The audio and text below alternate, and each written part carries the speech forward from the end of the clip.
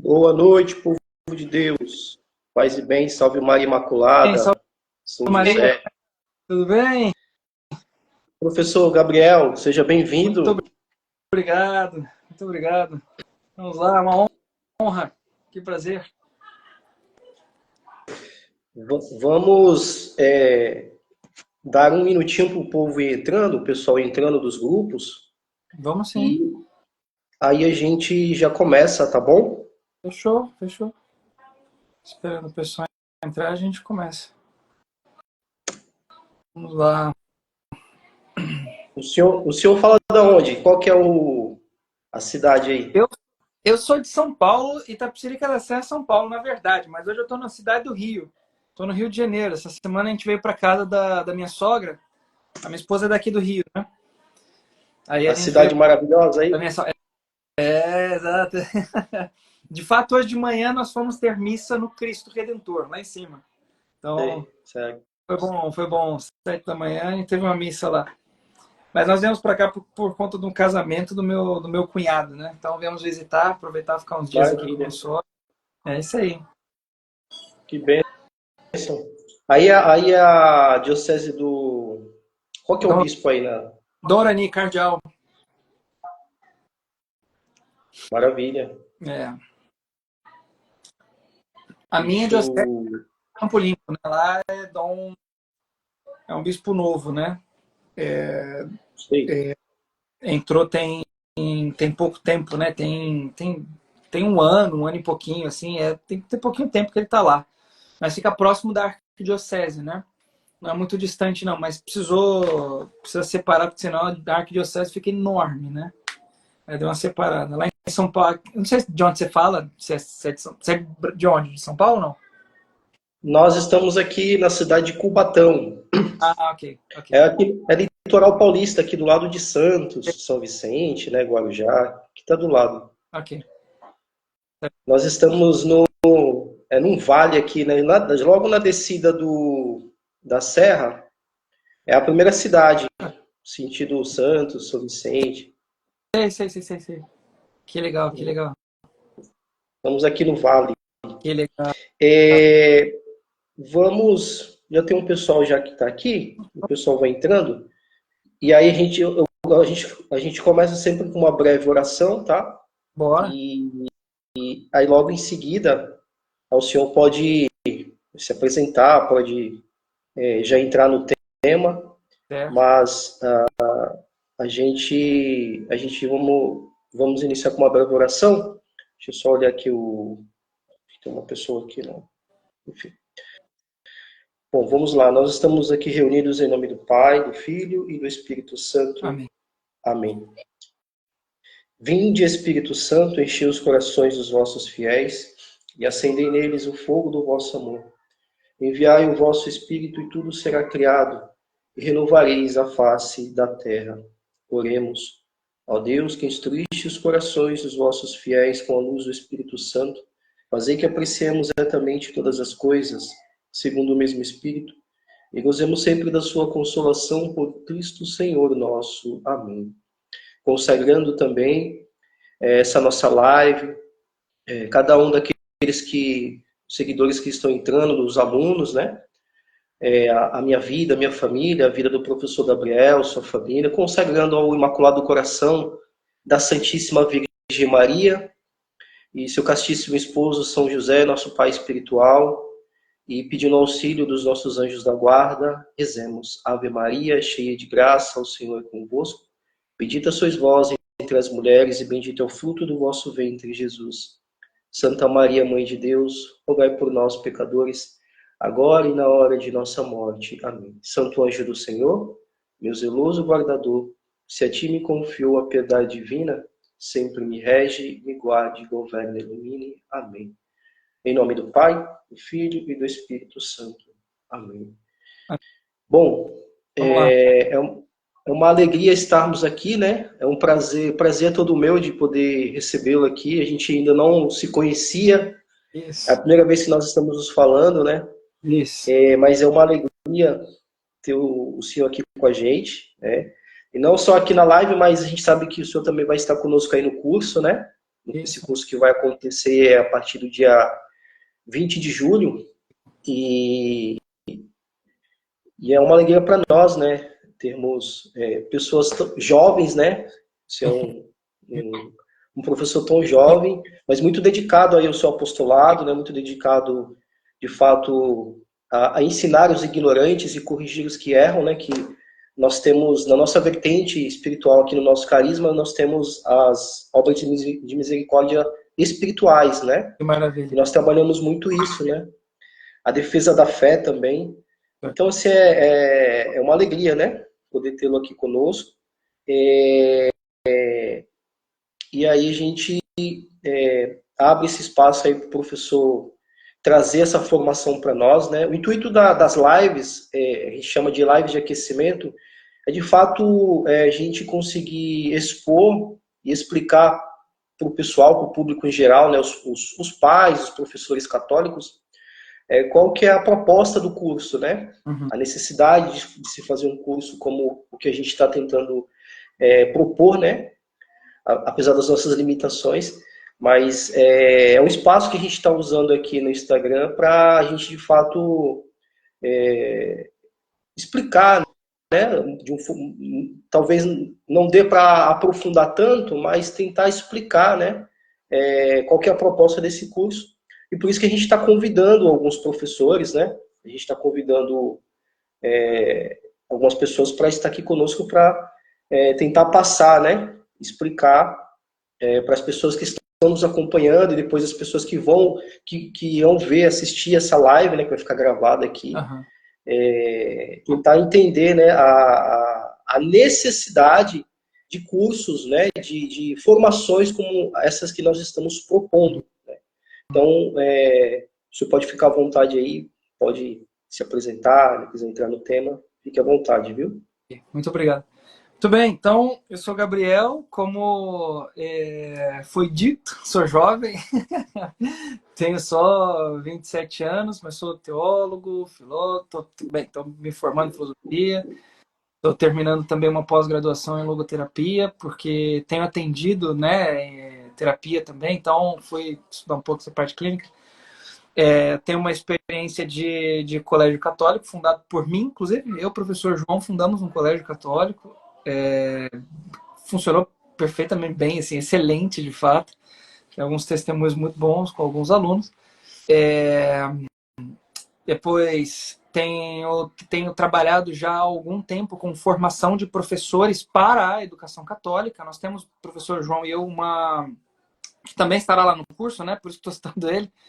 Nós temos um projeto de formação de professores que nós começamos com os nossos, vimos alguns frutos, abrimos para outras pessoas de fora, temos visto alguns frutos também com essas pessoas de fora. Expandimos um pouquinho, fizemos alguma formação presencial, né, para algumas pessoas que nos pediram, saímos daqui, fomos bem, da nossa localidade, fomos até alguns locais. Enfim, de fato, tenho alguma experiência com a formação de professores para a educação católica. Nós temos um curso online chamado, inclusive, Educação Católica para Pais, que nós fundamos também com o intuito de formar pais dentro da educação católica, né? No fundo, assim, a ideia do Forjando Caráter, né? É Adriano, né? É isso, né? Teu nome é Adriano, né? Oi? É Adriano, teu nome é isso? É Anderson. Anderson. Perdão, mil desculpas, Anderson. Isso. Eu confundi aqui o nome. Perdão, vamos lá. Então, a ideia, de fato, era essa. Do Forjando Caráter começou como um projeto a ideia era formar famílias, né? Então, nós pensamos bastante nisso. Agora, nós fizemos um trabalho de formação de famílias dentro do Forjando Caráter em duas frentes distintas.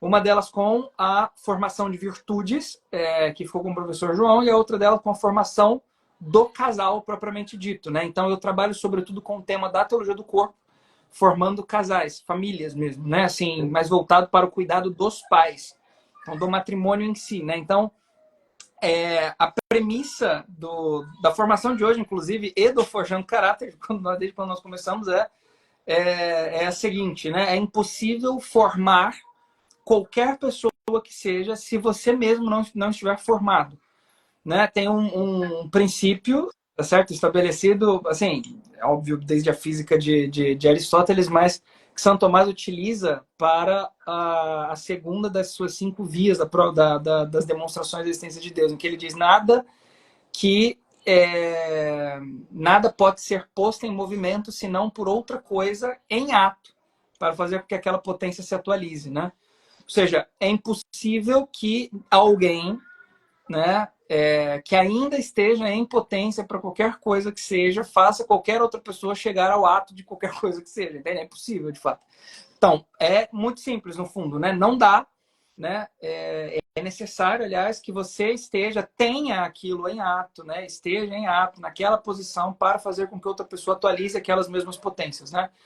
Em termos um pouco mais simples, né? Para que você ensine alguém a verdade, você precisa conhecê-la. Para que você mostre a alguém o caminho das virtudes, você precisa ter trilhado o caminho das virtudes. Para que você forme alguém na linguagem, você precisa ter uma boa formação de linguagem. Para que você... Enfim, de maneira muito simples é isso, né? Essa foi a premissa do Forjando. Nós começamos com esse intuito, quisemos fazer isso e nós fizemos aí alguns cursos nesse viés. Então, temos lá o Educação Católica para a Paz, que a gente deu uma segurada nele para reformular daqui a um pouquinho de tempo. Temos ali um do Vício à Virtude, que é um curso de formação de virtudes, de fato, específico para cada um dos vícios capitais e tal. Temos ali o Recomeço, que é um curso bem completo para as famílias reestruturarem lá e assim por diante. Eu tenho agora um curso que eu acabei de dar, na verdade, um aulão, né, sobre o que São João Paulo II chama de o homem originário, né, o plano divino sobre o amor humano, né, enfim, de maneira muito simples, a teologia do corpo, né. De fato, nós estamos formando famílias há algum tempo, né, e dando formações a professores e pais e assim por diante também há algum tempo, graças a Deus. Então, muito bem, é isso aí. Esse é o professor Gabriel, sou casado também. Agora, informações mais pessoais, é casado, tenho 2 meninas lindas. E é isso aí, né? O que importa. Muito bem, então, vamos lá, né? Então, como eu disse, a premissa da coisa aqui, né, da formação, dessa abertura, a ideia central aqui é falar a respeito, girar um pouco em torno desse núcleo, né? Ninguém pode formar sem que antes tenha sido formado, né? É impossível que isso seja feito. Nós vemos, né, atualmente, nós vemos uma cultura bastante imediatista, né? Isso é muito natural atualmente por ocasião das redes sociais e assim por diante, né? Da facilidade que nós temos por uma porção de coisas, no fundo, né? Assim, tudo é muito fácil atualmente, né? Acontece que isso gera uma espécie de mau costume com coisas que são um pouco mais sérias. A verdade é que com coisas que são muito mais sérias e um tanto quanto mais árduas de serem conquistadas do que uma informação, por exemplo, né? Até hoje mesmo eu estava lendo um post que falava sobre isso, né? Veja, a ideia de formar uma pessoa, a ideia da busca da verdade, ela não diz respeito, né? Aquele sujeito que entra no Instagram, abre ali a telinha do professor que ele gosta, adora, acha maravilhoso. Nossa, eu gosto do jeito que ele fala. Assiste um reelzinho de 1 minuto e acha que já tá, meu Deus do céu, aqui, né? Tô, né, aprendendo conteúdos elevadíssimos, né? Porque o professor utilizou termos como virtude, verdade e etc, né? Eu tô achando aqui que já tô... Nossa, eu tô voando alto, né? Nos conteúdos intelectuais, assim por diante. Quando, na verdade... As coisas que são vistas aqui são absurdamente rasas e têm uma intenção bastante simples. Chamar a tua atenção para que você vá para um lugar propício para que você aprenda. Entende ou não? Essa é a ideia da coisa, né? Que é, inclusive, a proposta disso aqui, né? Que a gente está fazendo agora. Uma live como essa tem uma intenção de chamar a tua atenção para que você vá para o lugar que é próprio para que você aprenda. Por uma razão muito simples. Para que serve uma rede social? De fato, para te chamar a atenção para um determinado conteúdo que tem uma cara muito bonita, mas para que lá no conteúdo você aprenda, né? Isso aqui, de fato, é muito bom, é muito importante, deve ser feito, mas a intenção disso aqui é ser uma cara, uma espécie de vitrine, né? Assim, para qual você olha e, puxa vida, agora sim eu vou aprender alguma coisa que é sólida lá, em outro lugar para onde esse cara está me levando, né? Por uma sala de aula. Porque quando a gente entra aqui, geralmente a gente assiste live como, né? Vai lavando uma louça, fazendo uma outra coisa, a gente liga ali para ouvir enquanto, né, faz ali a comida, o que quer que seja, sobretudo agora, 8 horas da noite, né? Vai fazendo uma sopinha, que por aqui tá meio frio, vai fazendo uma sopinha e vai assistindo a live, o que quer que seja nesse sentido, né? A ideia é essa. Quando no fundo não é assim que se aprende, né? Essa não é a ideia do aprendizado verdadeiro, autêntico, né? Para que algo seja aprendido, é necessário uma disposição por parte do aluno para que ele esteja apto a aprender aquilo que o mestre tem para ensinar, né? Vai ser necessário o quê? Que você esteja sentado num lugar específico, com caneta e papel na mão, atento ao que o professor está dizendo, a cada vírgula que ele vai colocar no meio da frase que ele está dizendo ali, né? E com como que uma espécie de devoção àquilo ali que está sendo dito, né? Aquilo que está sendo ensinado. Com uma reta intenção do aprendizado, da captação da verdade. Assim. Eu preciso aprender a verdade de tudo aquilo que o professor está dizendo, né? Isso exige uma disposição bastante específica, né? E veja, isso aqui é um momento, de novo, repito, de chamar a atenção, né? O problema é que as pessoas se acostumaram com isso aqui, que é fácil, que é rápido, que é gostosinho, que dá para fazer em qualquer momento, que dá para fazer, né, vendo qualquer coisa, outra, né, fazendo qualquer outra coisa, que quer que seja nesse sentido. Este não é o modo de aprender nada, absolutamente nada. Para que você aprenda, é necessário que você separe um momento para o estudo, esteja disposto àquilo ali. E se você não passa por isso, meu querido, como é que você vai querer exigir do teu aluno que ele pare, te escute, preste atenção no que você está dizendo, se você não faz isso com os teus próprios mestres, entende ou não? Ou seja, para que a formação aconteça, é necessário que você passe pelo processo. E isso inclui todo o processo, né? Mas muito bem, antes de, né, eu estou colocando, mapeando aqui algo que é cultural. Né? Nós estamos acostumados com informações rápidas, né? Com coisas que são curtas, com shorts do YouTube, com Reels do Instagram e assim por diante, né? Nós queremos coisas que são como que pequenos drops, assim, né? Informações rápidas, com pequenas definições que a gente assiste, tem vários cortes e várias imagens, a gente fica, né, hipnotizado por aquele negócio, né? Fixado naquilo ali. Acabou, eu acho que já estou voando alto no conteúdo, quando na verdade eu não aprendi foi nada, né? Então, porque a prova disso é que depois, se alguém te perguntar o que é aquilo que você viu, se você pode dar uma definição, né, de acordo com aquilo que você assistiu ali, provavelmente você vai dizer que já não se lembra de nada, porque aquilo foi mera atenção sensível, né? São Tomás, de fato, chamava isso de curiosidade, né? É o vício da curiosidade, que é o vício oposto à estudiosidade, né? O estudioso é o sujeito que está em busca da verdade. O curioso é aquele que simplesmente quer saber e fica atento, né? É uma mera inclinação dos sentidos a algo que você pensa que está te levando à verdade, quando na verdade você só está satisfazendo os seus sentidos de algum modo, né? Então, o Adolfo Tanqueray, inclusive, no Tratado de Ascética e Mística, né? Ele chama de curiosidade doentia, né? Nós direcionamos a nossa atenção para várias e várias coisas porque nós precisamos saber daquilo ali, né? Então, nós seguimos aqui bilhões de professores diferentes e precisamos saber o que cada um fala sobre o assunto. Por quê? Porque eu preciso saber. Mera curiosidade, né? E nós nos acostumamos com essa dinâmica. Acontece que ela é profundamente prejudicial ao aprendizado autêntico. Não é assim que se aprende, não é assim que você, de fato, consegue, né, adquirir, por assim dizer, né, aprender a verdade. Como que isso era feito, né? Então, veja, tudo isso nós vamos tratar de modo mais aprofundado lá nos cursos, né? Só que acontece que, veja, se nós olharmos brevemente para todos os gênios da história da humanidade, nós veremos que o modo de aprender de todos estes homens passava necessariamente por uma dedicação atenta àquilo que o mestre tinha para lhe ensinar. E veja, é muito interessante porque quando nós olhamos, inclusive, para os colégios, para as escolas, assim por diante, nós vemos que existe uma preocupação atual, né, ao que a galera tem chamado, o povo mais revolucionário e tal, tem chamado de educação clássica e tradicional, e não sei o que, quando na verdade foi uma parada inventada pelas revoluções industriais, né? Então, sentar todo mundo em fileirinha e passando de série, tem o sininho que toca para troca de turma e assim por diante, porque a ideia é acostumá-los com o ambiente industrial, né? Quando na educação clássica, na verdade, não tinha sala, não tinha divisão em turmas, né? No sentido de primeira série, segunda, terceira, quarta, não tinha um sininho que tocava para dizer que hora que você tinha que assistir qual aula, nada disso, né? O mestre sabia o momento em que você precisava aprender uma outra coisa. O mestre sabia quando você estava pronto para passar para uma outra fase. O mestre sabia quando você estava... Por quê? Porque havia um acompanhamento pessoal. E aqui nós entramos no primeiro princípio da educação. Não existe educação sem uma preocupação com a pessoa. Ela é necessariamente pessoal. Entende? Ela nunca é em massa, preocupada com números, preocupada com resultados, preocupada com dinheiro, preocupada com... Enfim, a educação ela é feita preocupada com a pessoa. A pessoa precisa desenvolver aquelas potências que ainda não foram atualizadas, que estão lá e que são exigentes do processo da educação para que elas sejam atualizadas. A saber, o conhecimento da verdade, né? o querer o bem, né?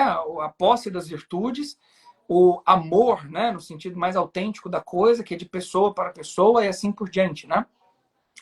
Todas essas coisas elas só são feitas quando o mestre está preocupado com a pessoa, com formar a pessoa ali, né? E não com o número de alunos, né? Os 14 alunos que tem em sala de aula ou nas escolas públicas, né? Infelizmente, os 40 alunos que estão em sala de aula, digo infelizmente porque não tem como lidar com 40 alunos e formá-los pessoa a pessoa com uma professora que não tem uma formação lá maravilhosa, né? Infelizmente, enfim, né? É triste no fundo, né? Mas que tem lá diante de si esses 40 alunos que ela tem que dar conta. Não dá, como é que lida com isso? Assim, é muito difícil. Eu costumo dizer que os professores, dentro desse sistema que a gente conhece aí fora, sistema público, né, com essas metodologias, o professor é a primeira vítima do sistema, né? Sem Você dúvida. colocar uma pessoa que talvez não tenha um preparo, uma estrutura, uma formação tão específica para lidar, às vezes, com um, com dois, vai lidar com 40, né? Exato. Então, eu falo muito isso, né? Tirando aqueles que são os militantes, Isso. o resto os dos professores são vítimas do próprio sistema que eles acham que eles estão, né, ali. Exato, sem dúvida. Existem alguns, vou dizer muitos, mas não sei, não tenho uma pesquisa de campo para saber, né, um censo e tal, mas existem alguns que vão até com boa vontade, né, que querem melhorar a coisa, que Sim, querem ajudar. Você vai perguntar se isso eu posso dizer com absoluta, porque eu tenho experiência de formação com diversos professores. Eu perguntei para todos eles que estavam ouvindo o sistema, que foram formados em pedagogia, sobretudo pedagogas. Peguem pedagogas, assim. Todas elas. Você pode perguntar para todas elas, assim, o que é a pessoa humana? O que é o ser humano? Não tem resposta. Não sabe, não tem ideia do que seja. E isso é o mais trágico dos trágicos possíveis, assim. É uma coisa, assim, tragicíssima. Por que isso é muito trágico? Porque você veja, o sujeito ele vai passar anos da vida dele se dedicando a pessoas, mas ele não sabe que raio que é uma pessoa, onde ele tem que fazer aquela pessoa chegar, qual é a tarefa dele ali com aquela pessoa ali que ele está formando, entende? É muito interessante isso, porque você pega, sei lá, um dentista, odontologista, pega um engenheiro, pega um arquiteto, pega um, sei lá, um pedreiro que seja, entende? Se você perguntar para ele o que é aquilo que ele está fazendo, ele sabe te dizer. Ele foi formado para te dizer aquilo, entende? Ele sabe o que é um projeto. Um engenheiro sabe o que é um projeto, né? Um odontologista, um dentista sabe o que é um molar, né? Você vê sei lá, enfim, né? Um arquiteto, ele vai saber o que é um arabesco, né? Enfim, você pergunta para um marceneiro, ele vai saber o que é uma lixadeira que ele utiliza, né? O que é uma estante que ele vai produzir, enfim, todas as profissões técnicas que sejam, né? Elas vão saber te dizer o que é aquela coisa com a qual ele trabalha, né? Só que se você pergunta para um pedagogo o que é uma pessoa, que é o objeto de trabalho dele, aquilo que ele tem que desenvolver, ele não vai saber te dizer. Isso é um problema bastante grave, porque se ele não sabe o que é o objeto de trabalho dele, como é que ele vai fazer com que esse objeto de trabalho dele chegue naquilo que ele deve ser? Porque se a gente pega, por exemplo, o que é a definição de educação, né? Ex ducere, né? O conduzir para fora. Mas conduzir para fora o quê? Conduzir para fora aquelas potências que estão ali, precisam ser desenvolvidas, mas que não estão imediatamente desenvolvidas, porque a natureza humana está submetida ao tempo.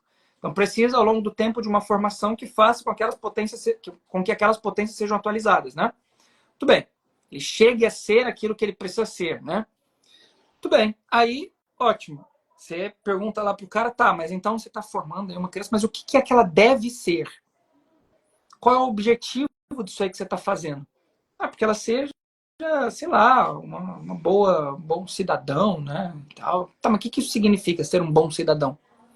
Sei lá, não matar, não roubar, o que quer que seja. Tá. É só para isso que você está ensinando? Você está ensinando matemática para isso? Para ele ser um bom cidadão?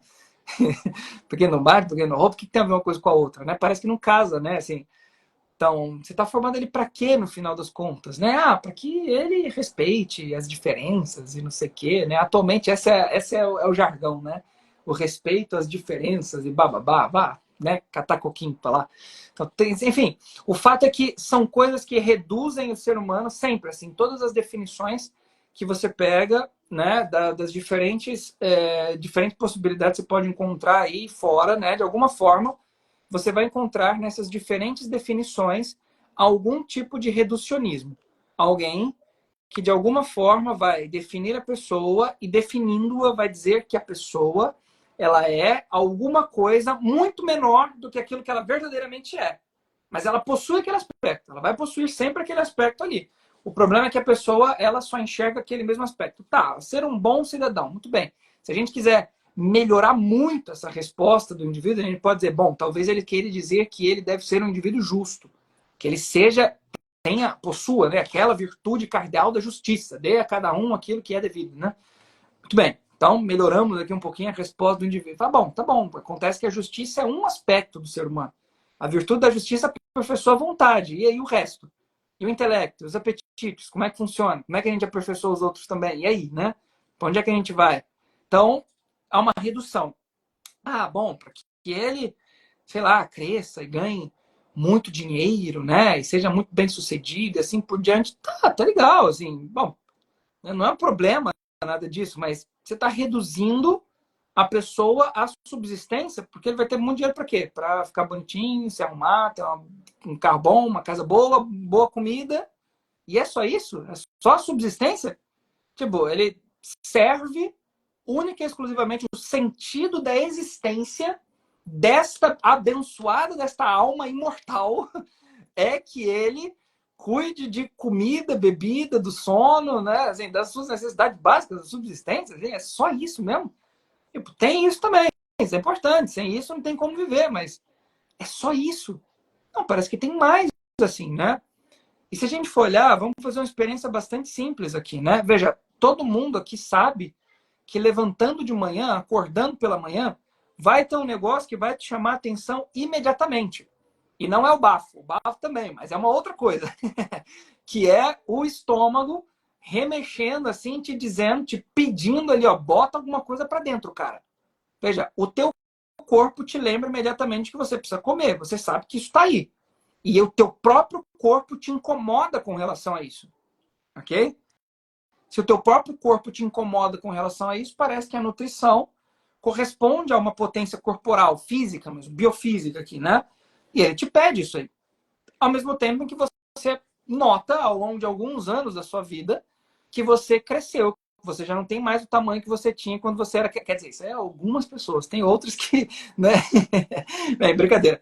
Mas o fato é que você nota ao longo do tempo que você cresce, se não para cima, para os lados. Né? Assim, então, o crescimento parece que é natural do teu corpo também. Existe uma dimensão de crescimento. E tem uma outra. O ser humano chega a um determinado momento da vida em que, se não tem uma vocação sacerdotal, mas aqui eu já estou colocando uma dimensão espiritual mais elevada, mas o fato é que, em determinado momento da vida, o ser humano nota que existe um impulso, uma potência nele aqui que o move ao formar família, a ter uma esposa, a ter um marido, a ter filhos, e assim por diante, a reprodução. E o próprio corpo cuida de impulsionar para esse negócio aqui, né? O formar família é muito maior, é espiritual de fato. Mas o corpo puxa de algum modo aqui, tem uma pulsão à reprodução, né? E isso é biofísico, é o corpo, tem isso no corpo. Só que o ser humano é muito mais do que isso. Tem algo maior aí. A gente percebe que tem outros sentidos que são internos. Essas são potências biofísicas, o que São Tomás chama de alma vegetativa. Ou seja, princípio de movimento ou princípio vital vegetativo. Crescimento, nutrição e reprodução. Acabou, é só isso. E são coisas que, inclusive, a gente partilha com as plantas, né? Tipo, se a gente parar para olhar uma plantinha ao longo de alguns anos, a gente vai perceber que ela cresce que ela se nutre e que ela reproduz, né? E a reprodução da plantinha lá, solta o pólen, dá o fruto e não sei o quê. Enfim, é tudo igual, no fundo, né? O animal tem e o ser humano também tem. Agora, acontece que tem algo no ser humano, no animal, que não tem na planta, que são os sentidos internos, né? E que modifica, inclusive, e aqui é uma questão já bastante bonita, né? E que modifica, inclusive, a dimensão mais exterior, o nosso corpo mesmo, né? Ele é modificado pelos sentidos internos. Você vê que uma planta não tem sentidos internos e ela também não tem sentidos externos, como os 5 sentidos, né? Tato, olfato, paladar, audição e assim por diante. O cachorro tem, o ser humano tem, o animal tem, o ser humano tem. E por isso a dimensão corporal, ela também é modificada por essas coisas. Porque se você tem sentidos internos, é necessário que haja janelinhas para colocar o mundo que está fora para dentro, né? Então, isso são os 5 sentidos: visão, audição, olfato, paladar e tato. Todos estes são como que janelas para os nossos sentidos interiores, né? E quais são eles? Então, de maneira muito simples, para a gente não ficar perdendo muito tempo aqui, de fato nós vamos falar sobre tudo isso ao longo do curso, né? Nós teremos formação de antropologia, antropologia filosófica lá, né? Eu vi eu vi por lá, o professor Joel vai estar lá também. Vai ser muito legal. O curso vai ser muito maneiro. Eu achei muito legal. Enfim, o fato é que, depois de passar pelos 5 sentidos externos, tem um treco chamado sentido comum, que como que unifica num único objeto aquela experiência tida por cada um dos 5 sentidos de maneira separada. Quando você pega um copo com água, por exemplo, aqui eu tenho uma sensação com o meu tato, com o meu olfato, eu sinto um cheiro, com o meu paladar, eu sinto um sabor, né? Com os meus olhos, eu vejo uma determinada cor, que é translúcida, né? No fundo, tem uma cor, etc. O meu copo tem e tal.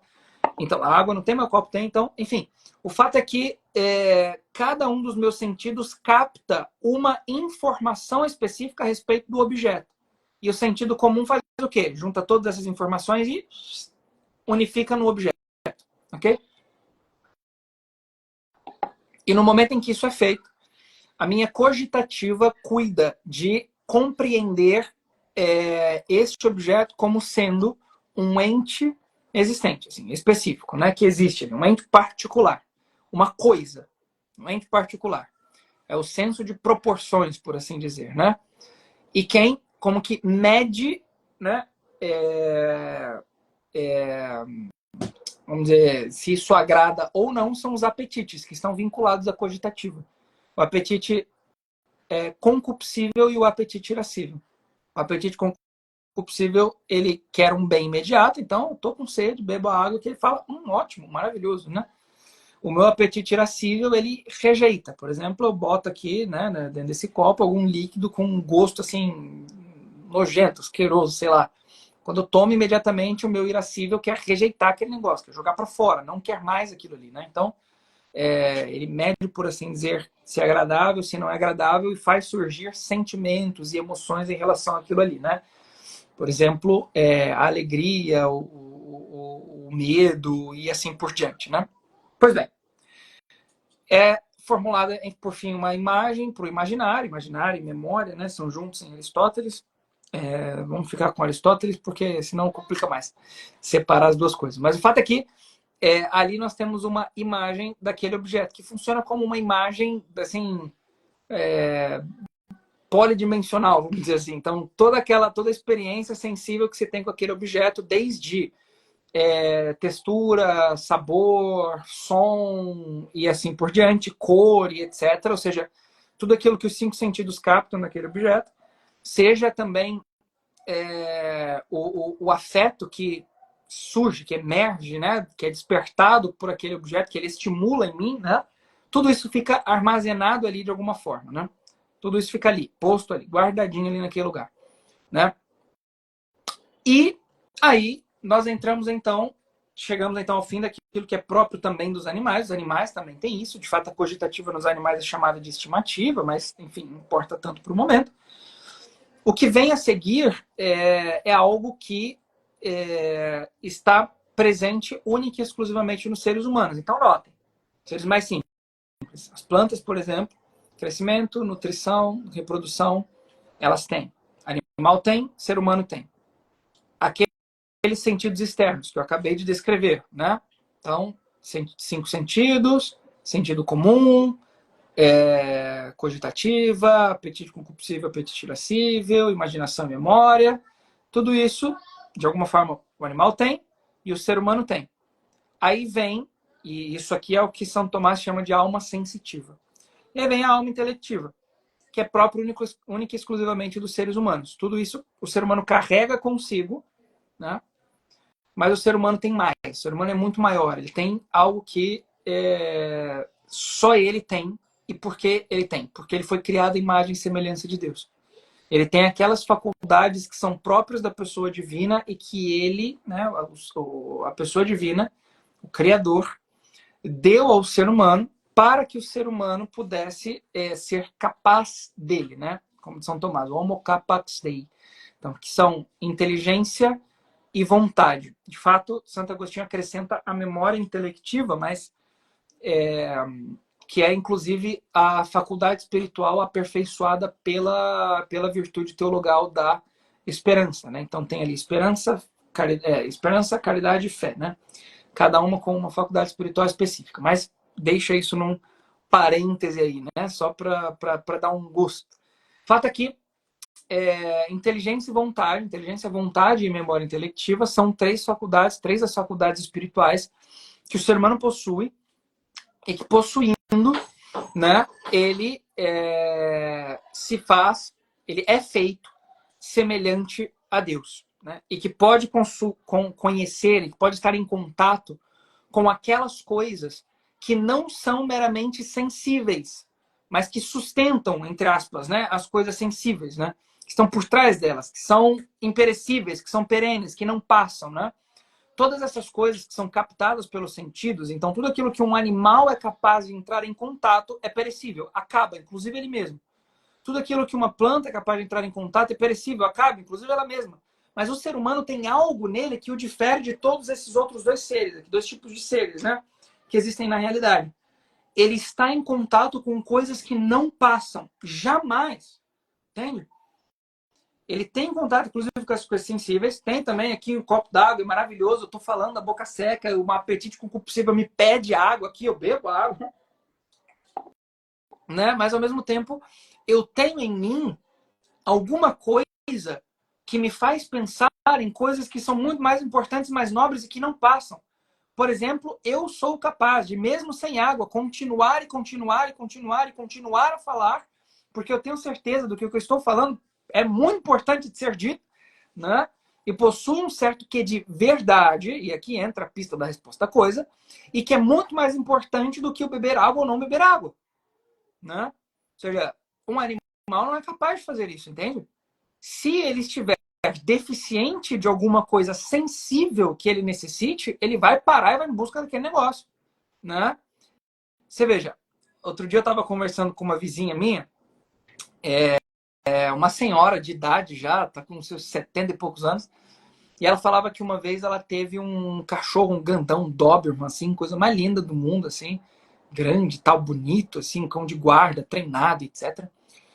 E aí um vizinho, assim, do outro lado da rua, foi até ela, conversou com ela, assim, um dia e falou: toma cuidado com o seu Doberman, seu cachorro, não deixa ele solto por aqui, porque se vier um espertinho, amarra uma cadela no cio aqui no teu portão, acabou teu cachorro. Já era. Já era. Porque o cachorro, no momento em que ele sente aquele cheiro, né, dos, sei lá, dos feromônios, eu não, né, não sou doutor em biologia aqui, mas o fato é que se ele sente aquele cheiro daqueles feromônios, é despertado nele a deficiência daquela coisa ali, né? Tipo, ele precisa daquilo, ele tem que fazer alguma coisa com aquele estímulo, tem algo que estimula ele fora dele, ele precisa fazer alguma coisa, ele precisa liberar alguma coisa, se ele não libera, acabou. Ele vai ficar centrado naquilo ali, pode entrar um bandido, 2, 3, 4, 5, pode fazer o que quiser ali, acabou o cachorro. Os animais funcionam desse modo, entende? O ser humano não. O ser humano abre mão de qualquer coisa que seja sensível por uma coisa que é mais elevada, mais importante, por um valor, pela defesa da vida de alguém, pela justiça, pela verdade, pelo bem, entende? Qualquer outra coisa que transcenda, que seja perene, que como que passe pela vida de um ser humano, pela história da vida de um ser humano, mas a transcenda, o que eu quero dizer com o transcenda, né? Que não acabe na vida daquela pessoa, isso prende o ser humano de uma forma muito mais forte do que qualquer outra coisa. Isso é o que faz, inclusive, com que um mártir dê a sua vida por Cristo. O que faz com que uma pessoa morra, dê a própria vida, né? Apanhe, que não o condenado, seja jogado, como por exemplo, Santas Perpétua Felicidade, né? Seja jogado para o alto por uma vaca louca, seja, né, atacado por um gladiador, seja decapitado. Né? O que faz com que um mártir viva tudo isso é o amor a Cristo, porque é uma coisa que não passa, uma coisa perene. Isso é uma loucura, entende? Nenhum animal faz um negócio desse, né? Ele preserva a sua própria vida. Pode ser o bicho que for, entende? É assim, porque ele é sensitivo, ele é instintivo e acabou, é assim, né? Mas o ser humano não é. Ele quer coisas que não passam. Ele quer coisas que são maiores. E se há esse desejo, se há isso no profundo do nosso coração, é para isso que nós devemos formar as crianças, ora. Para que é a educação? Para que é a formação? Então, para estas coisas que estão em potência, que precisam ser atualizadas. Só que acontece que você e eu não conseguiremos fazer com que uma criança chegue neste nível, né? Se nós não estivermos lá. Se nós não tivermos percorrido este caminho. É impossível que a coisa seja feita. E é por isso que foi necessário. Veja, é muito bonito isso. No fundo, no fundo, de fato, existe um movimento, né? Como dizia São Justino Mártir, existe uma espécie de movimento pedagógico em Deus. De fato, ele vai revelando aos poucos, dando a conhecer aquilo que precisa ser dado a conhecer como preparação para a vinda de Cristo. Quando vem o Cristo, pá! É o ápice de toda a revelação. Quando Santo Irineu, completando São Justino, diz o seguinte, né? Cristo veio ao mundo para ensinar ao homem como ser homem. E por que isso acontece? Porque ele estava, enquanto um homem, agora feito carne, sendo Deus, mas um homem agora feito carne, assumindo uma carne humana, ele estava na posição que era necessário de estar para fazer um outro ser humano sair da porcaiada onde estava e chegar na excelência humana, né?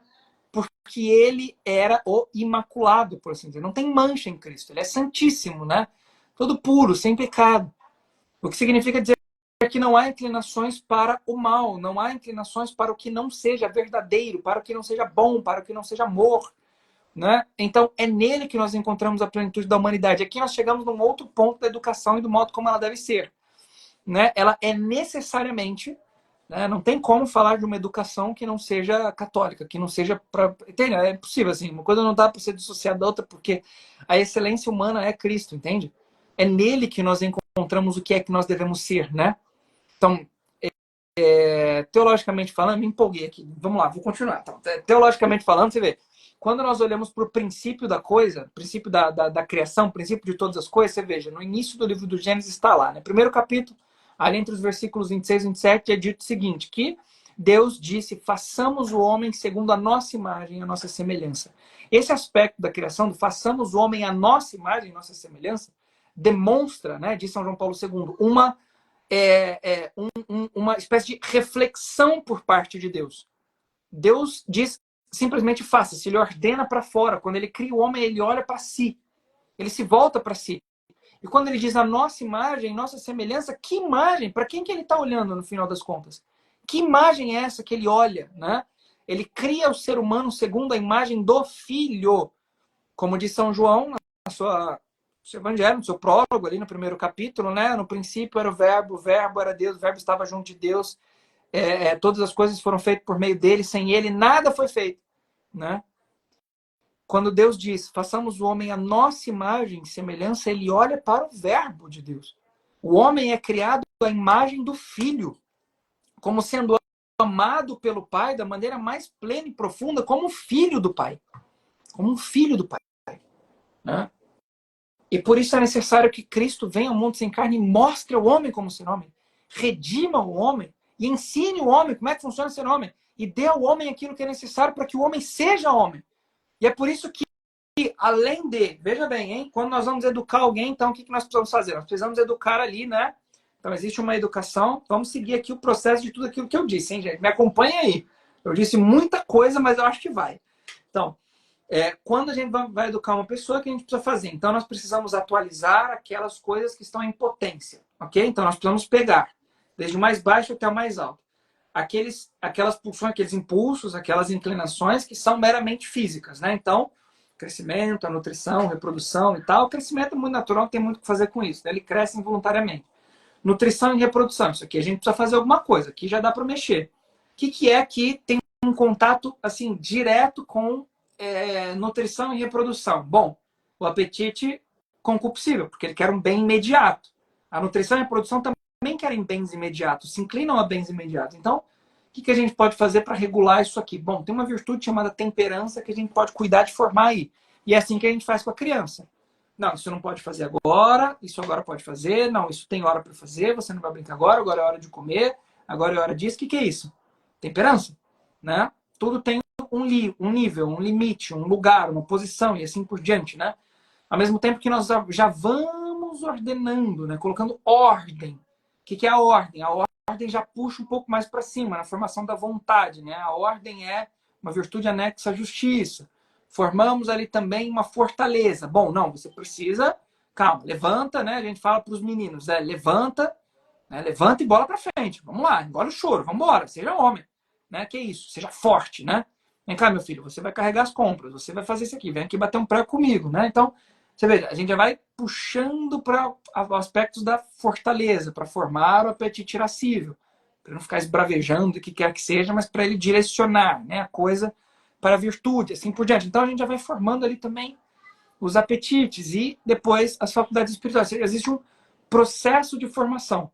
Nós vamos ao longo do tempo formando tudo isso, né, ordenando aquilo que faz, depois para fora, depois ordenando alguma coisa já dentro, depois dando a ele os fundamentos, né, e razões pelas quais ele faz tudo isso. Então, apresentando todas as verdades que são os pilares destas coisas que nós nos ensinamos a fazer ao longo dos anos.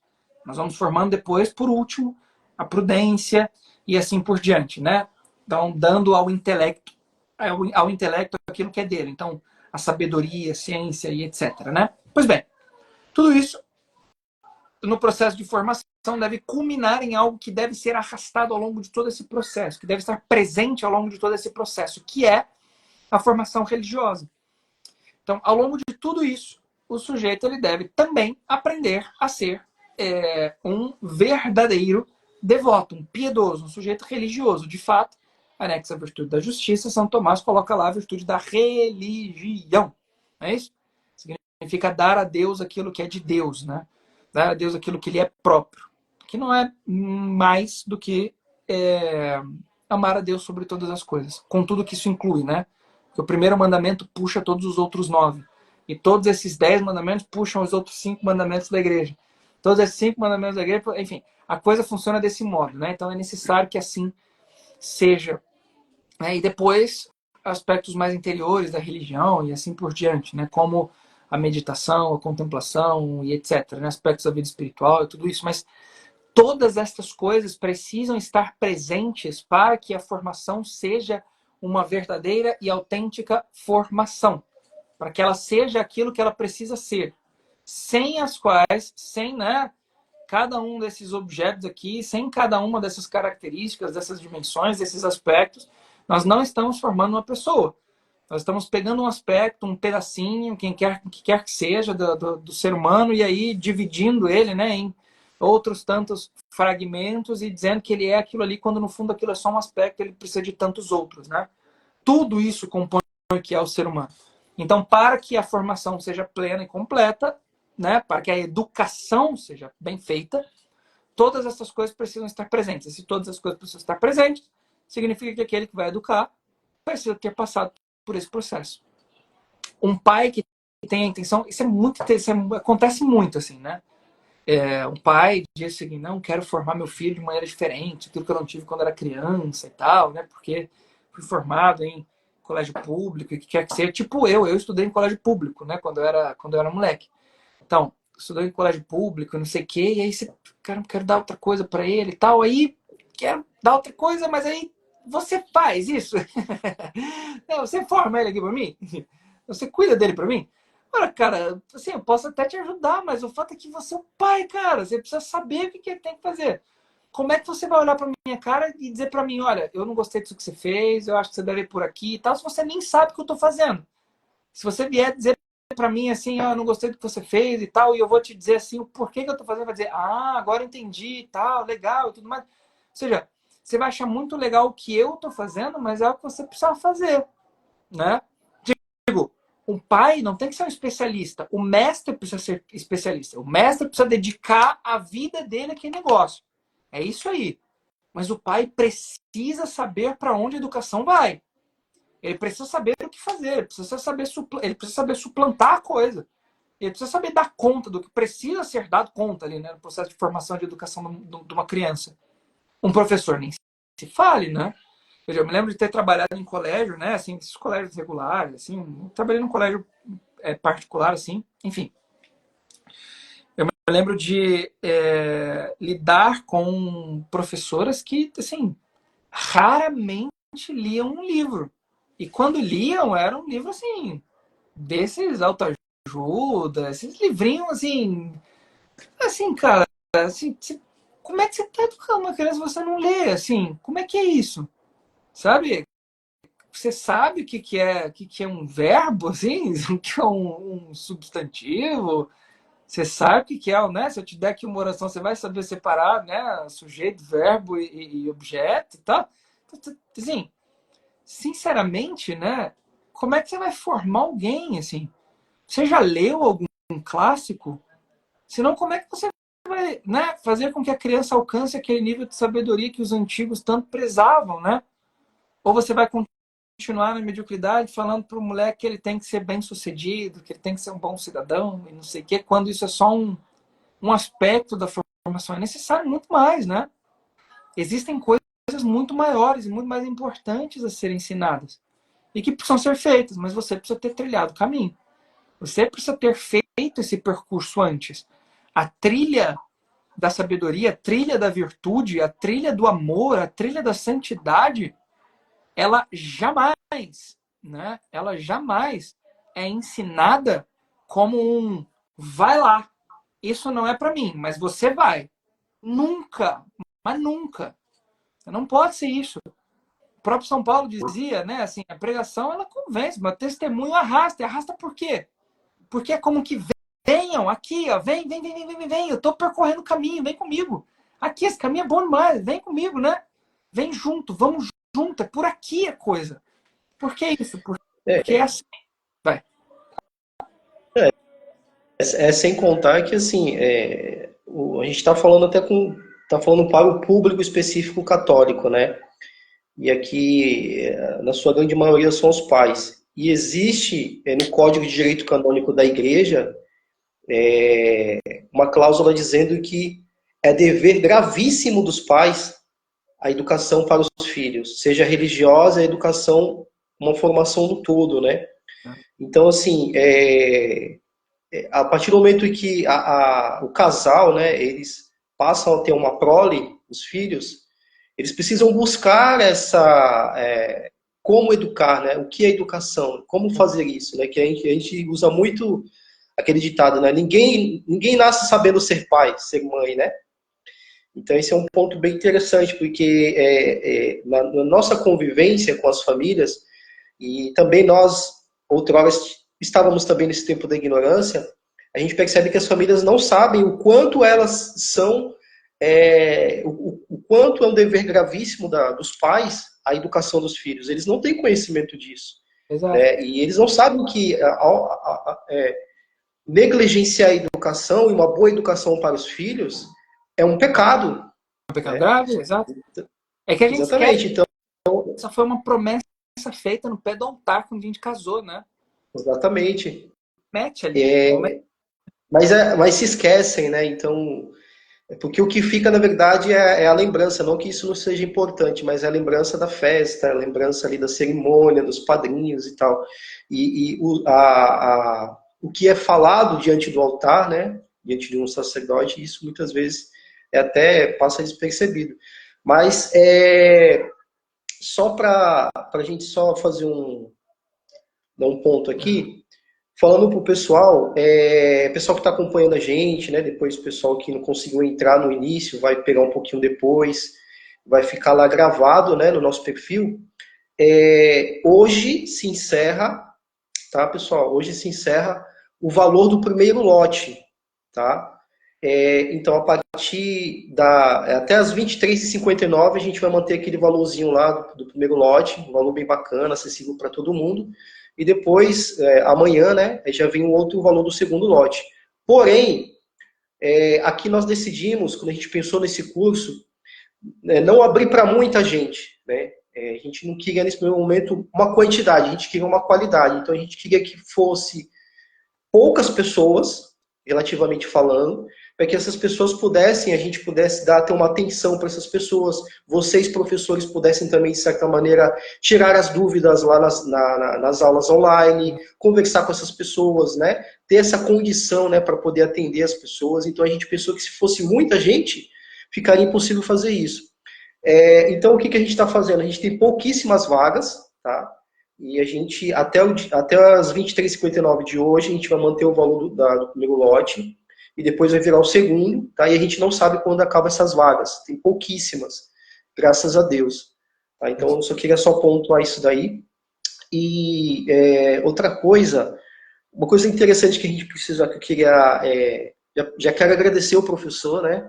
O nosso tempo, a gente sabe que é pouquinho aqui no Instagram, né? A gente não consegue ficar igual como se fosse no YouTube, mas já quero agradecer já, tá bom? Pela atenção, pela disponibilidade, tá bom? Por compartilhar conosco um pouquinho do conhecimento, né? A gente vai ter muito mais ainda no curso.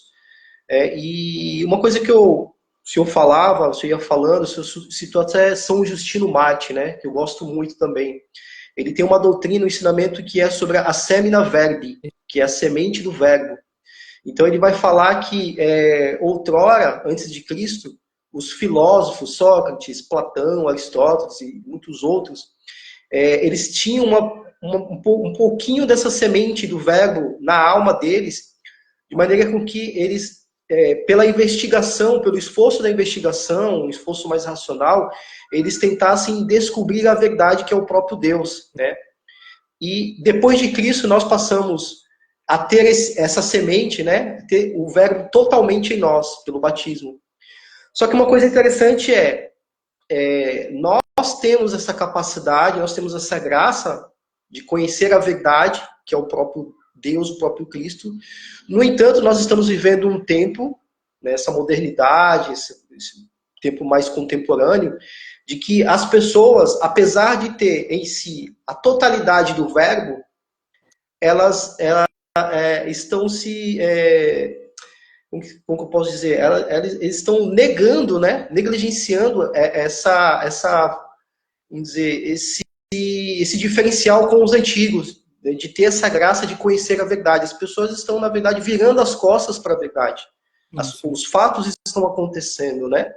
Então, por exemplo, as pessoas estão, os pais, né, as famílias, até os professores mesmo, estão se dando conta, estão olhando para a realidade dos fatos, verdade dos fatos, e estão observando que alguma coisa de errado está acontecendo. E por isso que tem surgido escolas católicas, por isso que cada vez mais famílias estão assumindo o homeschooling, estão assumindo de fato a educação dos filhos, né, estão indo buscar, né? Então, existe essa demanda, existe esse boom no Brasil, graças a Deus, né? Só que, por outro lado, infelizmente, muita gente está virando as costas para a verdade, né? Outrora nós tivemos homens, né, brilhantes, como os filósofos, né? A gente falou de Sócrates, Aristóteles, que não conheciam a Cristo, né? Mas que faziam um esforço para conhecer, ainda que fosse um pouquinho a verdade. Né? E a gente tá vivenciando esse tempo muito difícil, né? De que as pessoas, apesar de ter essa capacidade, essa possibilidade, essa chance, né? De, a partir da totalidade do verbo em si, na sua alma, não querem enxergar os fatos, não querem enxergar a verdade dos fatos. Então, é bem triste isso, né?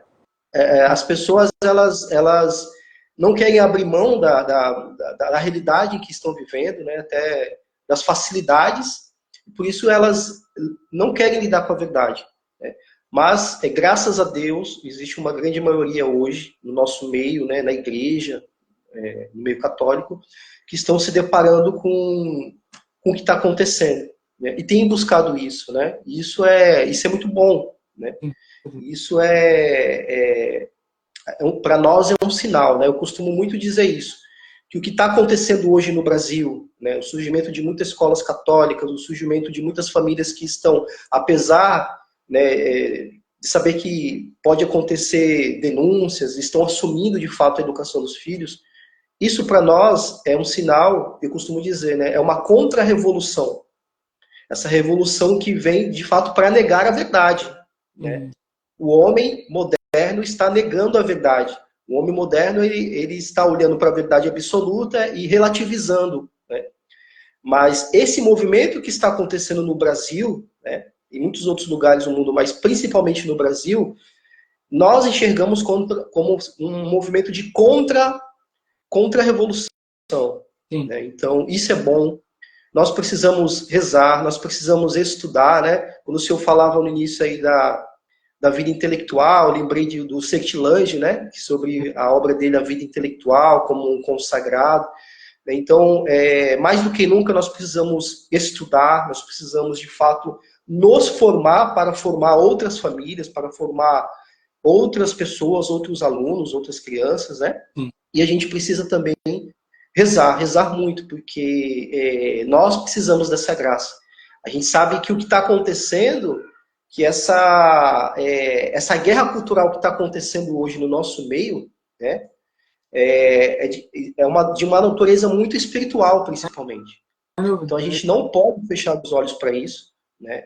Então a gente tem que unir essas duas realidades, essas duas dimensões, o intelectual, o espiritual, e ir para o front. Né? E é o que nós estamos fazendo, tentando fazer.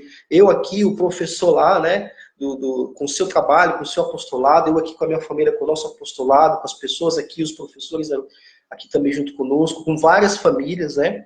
E isso é muito bom, né? Saber que a gente pode, saber que a gente não está sozinho, saber que a gente sabe que pode encontrar outras pessoas, outras famílias, e que a gente, junto, a gente consegue unir essas forças, e a gente consegue, às vezes, quando uma família, um professor, alguém está desmotivado, está ficando no meio do caminho, a gente segura na mão e a gente puxa, né?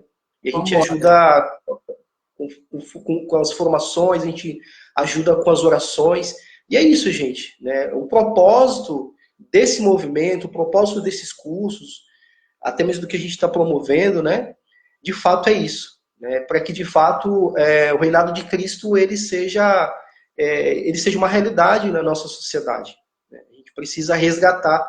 E, assim, a gente conversa muito aqui em casa, eu e minha esposa, né? As pessoas aqui do nosso apostolado, assim, é muito legal assim ver que isso, a tradição, né, a educação verdadeira, ela está sendo resgatada de fato. Né?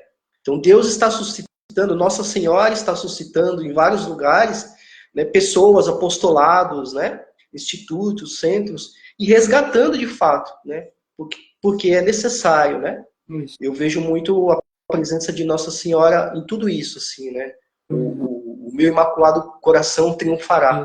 Então eu vejo que esse triunfo do coração de Nossa Senhora está intimamente ligado a esse movimento que está acontecendo no Brasil. Não é à toa. Então é isso que eu queria dizer. Quero agradecer mais uma vez, professor, pela sua presença aí, tá bom? Pelo seu tempo, o senhor está aí de férias, passeando, mas... Não, manda bala, fica tranquilo. Muito obrigado, viu? Vamos lá. Que isso, tem problema nenhum. Eu agradeço mesmo o convite, estou à disposição, precisando, estamos aí. Obrigadão mesmo, viu? Como eu disse, estou trabalhando bastante aqui com formação de casais, especificamente, né? Família no sentido mais... o casal, né? O homem e a mulher ali, os esposos, né?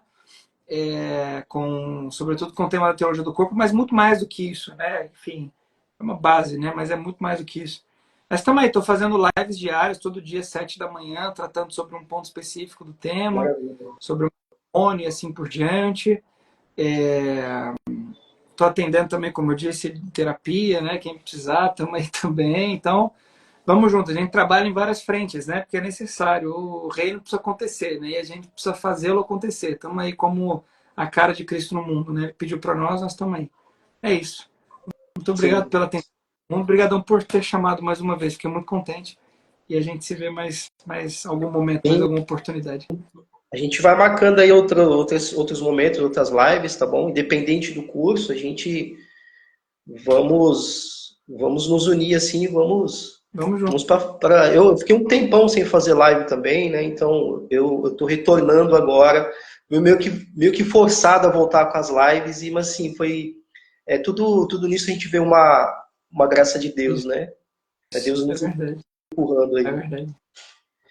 Que bom. Pessoal, muito obrigado aí pela presença de vocês, tá bom? Então, quem também não conseguiu acompanhar agora ao vivo, vai ficar gravado lá no nosso perfil e depois vocês podem acompanhar. A gente vai compartilhar nos grupos também com vocês aí a live, tá bom? Deus abençoe todos vocês, uma boa semana e até a nossa próxima live, que é segunda-feira que vem com a professora Vera Lúcia, tá bom? Então, eu queria convidar vocês só para a gente finalizar com uma breve oração, né? Uma Ave Maria, agradecendo a Santíssima Mãe, a São José e, e a Deus, né? Por esse momento tão maravilhoso. Ave Maria, cheia de graça, o Senhor é convosco. Bendita sois vós entre as mulheres e bendito é o fruto do vosso ventre, Jesus.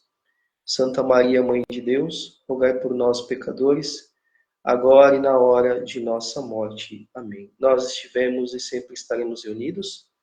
Em nome do Pai, do Filho e do Espírito Santo. Amém. Boa noite, povo de Boa Deus. noite. Salve Valeu. Maria Imaculada. Ave Maria. Tchau, Tchau. tchau.